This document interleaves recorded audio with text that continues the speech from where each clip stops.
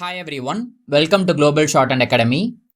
இந்த வீடியோவில் நம்ம தமிழ் ஷார்ட்ஹேண்ட் லெசன்ஸில் வர சுருக்கங்கள் பார்க்க போகிறோம். இது பார்ட் 13. இதில் நாம் பார்க்க போகிற ஃபர்ஸ்ட் வார்த்தை தன்னந்தனியாய். அதை எப்படி எழுதுறதுன்னா தா ஸ்டோக் எழுதிட்டு தன் புள்ளி வச்சிடுறது. இப்படி எழுதுனா அது தன்னந்தனியாய். அடுத்து தெள்ளத் தெளிவாய். தே தே இப்படி எழுதுனா தெள்ளத் தெளிவாய். ரெண்டு தாவை பக்கத்தில் வச்சிடுறது.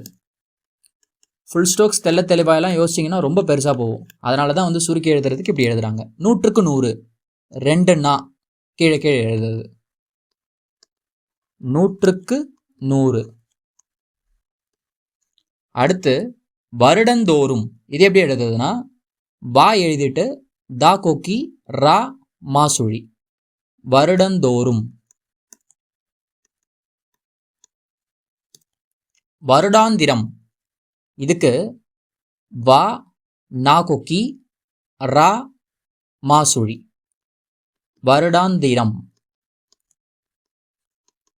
அவ்வளோதாங்க, பார்ட் 13 முடிஞ்சிருச்சு. இதில் இருக்கிற ஒவ்வொரு சுருக்கங்களையுமே ஆஃப் பேஜ் ப்ராக்டிஸ் பண்ணுங்கள். ஆல்ரெடி 12 பார்ட் பார்த்துருக்கோம். அதை எல்லாத்தையுமே ஒன்ஸ் என்ன பண்ணுங்கன்னா ரிவிஷன் பண்ணுங்கள்.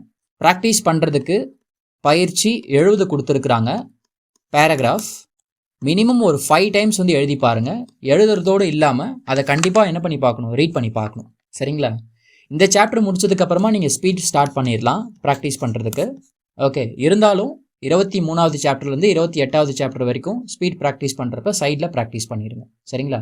நம்ம அடுத்த வீடியோவில் அடுத்த சாப்டர் பார்க்கலாம். தேங்க்யூ.